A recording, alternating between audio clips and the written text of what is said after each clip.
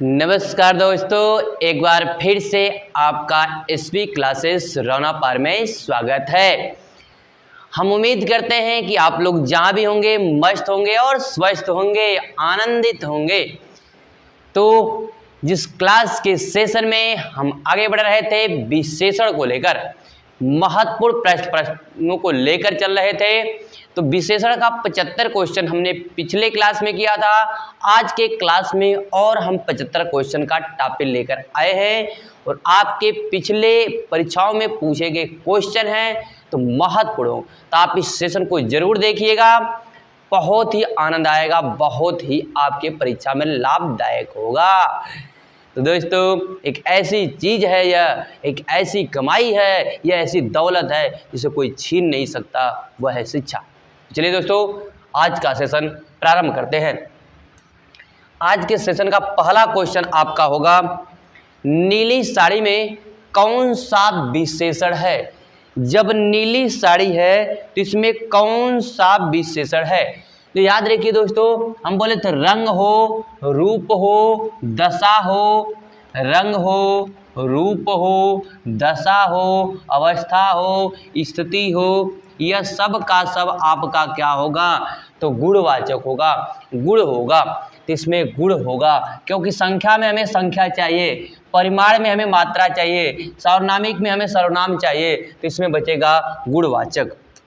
चलिए दोस्तों, अगला क्वेश्चन आपका क्या होगा? आगे बढ़ते हैं। गुणवाचक, अगला क्वेश्चन आपका है, गुणवाचक विशेषण के कितने भेद हैं?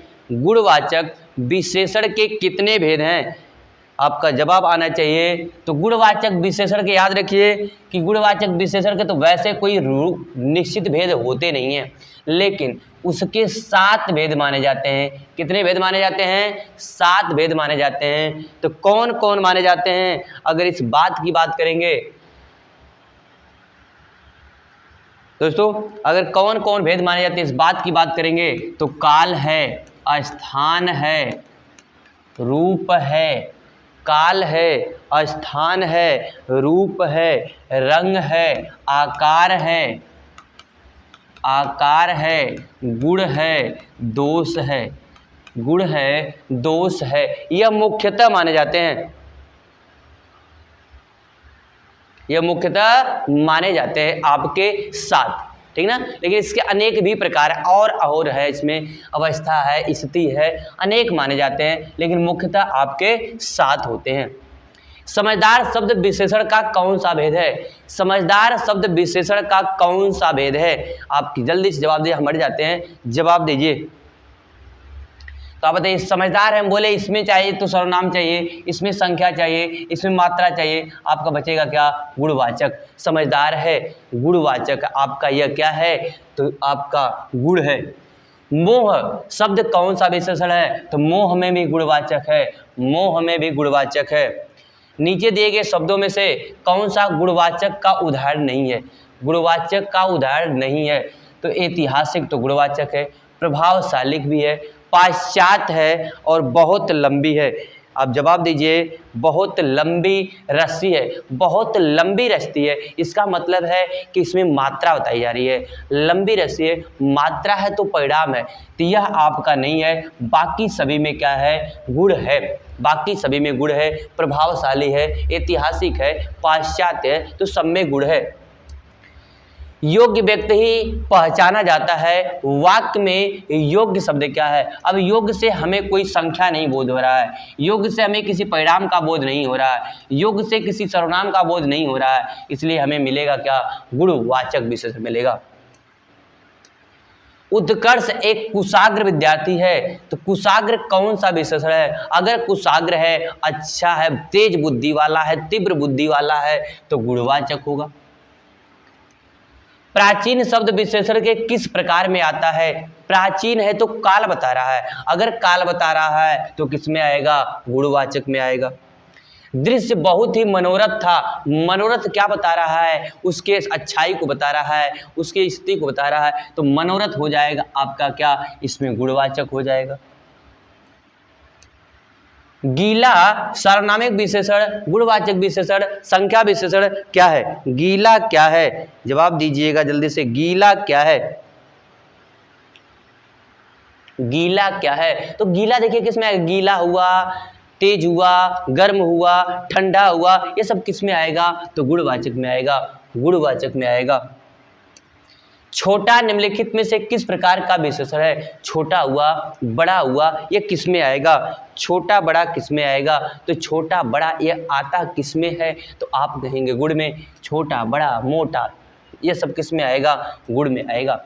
शब्द ठंडा हिंदी व्याकरण के अनुसार विशेषण किस भेदों की किस श्रेणी में? अभी हमने बताया ठंडा है, गर्म है, तेज है, ये सब किस में आएगा? तो गुणवाचक में। धुंधला शब्द बोले जिसमें संख्या न हो वो संख्यावाचक नहीं होगा, जिसमें सर्वनाम न हो सर्वनामिक नहीं होगा, तब उपयुक्त में से कोई की जगह क्या होगा? गुणवाचक विशेषण होगा, क्योंकि इसमें धुंधला है। सरीखा शब्द किस में है? तो तुरंत बताइएगा गुणवाचक, क्योंकि बाकी कोई नहीं है। यह चांदी खोटी सी दिखती है, खोटी सी दिखती है, तो इसमें कौन सा होगा? यह चांदी खोटी सी दिखती है, यह चांदी खोटी सी दिखती है, खोटी सी दिखती है। अब खोटी क्या है आपका? खोटी क्या है? तो गुणवाचक विशेषण है।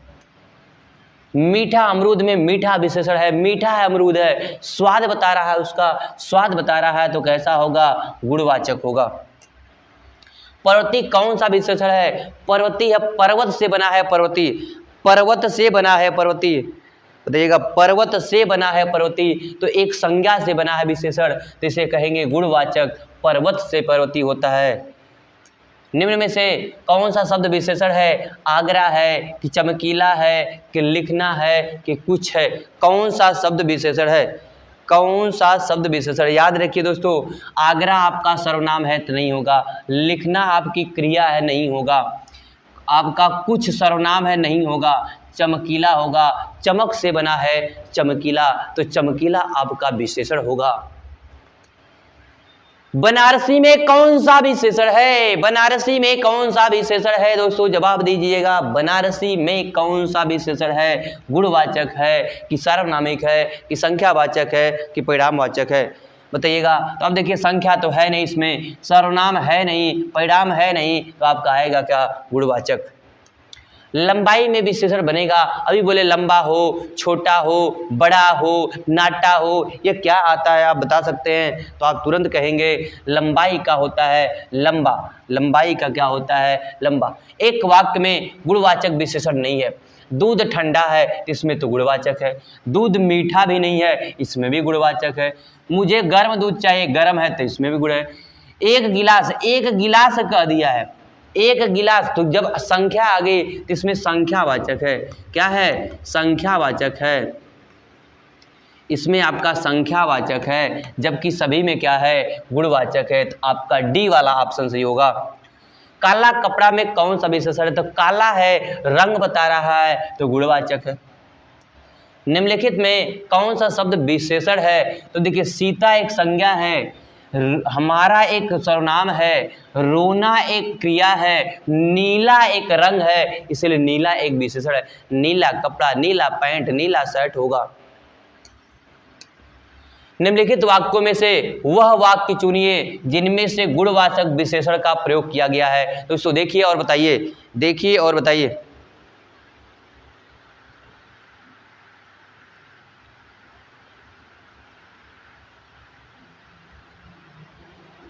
बताइए जल्दी से। वह नटखट बालक प्रयोग किया गया, चुनिए जिसमें गुणवाचक विशेषण। वह नटखट बालक संगीत नहीं सुन रहा। बालक कैसा? नटखट है, इसमें तो कोई बात संख्या है नहीं, इसलिए गुणवाचक तो है। बहुत से पक्षी उड़ रहे, बहुत से पक्षी, इसमें तो संज्ञा ही नहीं है, इसे सॉरी संज्ञा करें, विशेषण है ही नहीं, क्योंकि से आ गया और से के पहले, इसमें तो विशेषण है नहीं। मैंने 10 मन गेहूं खरीदा, 10 मन गेहूं खरीदा, तो इसका मतलब इसमें संख्या है नहीं है, मात्रा भी है, तो मात्रा है तो परिमाणवाचक हो जाएगा, इसमें तो परिमाणवाचक होगा, तो यह आपका गुणवाचक नहीं होगा। ऐसे आदमी लाखों में एक होते हैं, जब लाखों में एक होते हैं तो संख्या बताया है, संख्या बताया है, तो इसमें तो फिर क्या हो जाएगा आपका? लाखों आदमी लाखों में एक होते हैं, तो इसमें तो आपका संख्यावाचक हो जाएगा, तो ये भी नहीं होगा। आपका बचेगा कौन, तब एक, क्योंकि नटखट बालक, कैसा बालक, नटखट बालक, बालक के क्या बता रहा है, गुणों को बता रहा है, तो वो बालक है तो कैसा, नटखट है, तो ये सही होगा आपका। सतीश चंचल बालक है, जब बालक है लेकिन कैसा, चंचल है, उसके गुण को बताएगा तो गुणवाचक हो जाएगा। बुद्धहीन शब्द व्याकरण की दृष्टि से इनमें से वर्ग में है, तो बुद्धहीन है तो विशेषण है, कैसा बालक है, बुद्धहीन बालक है, तो विशेषण होगा। निम्नलिखित में कौन सा शब्द गुणवाचक विशेषण है, गुणवाचक विशेषण है, तो याद रखिए जो पांचवा है ये तो संख्यावाचक है, और जो 3 है यह भी संख्यावाचक है ना, लेकिन जो कुछ है यह तो सर्वनाम है आपका, यानी सार्वनामिक विशेषण बन सकता है, लेकिन बचेगा क्या, उचित बालक, उचित वस्तु, उचित स्थान, तो आपका बचेगा ए।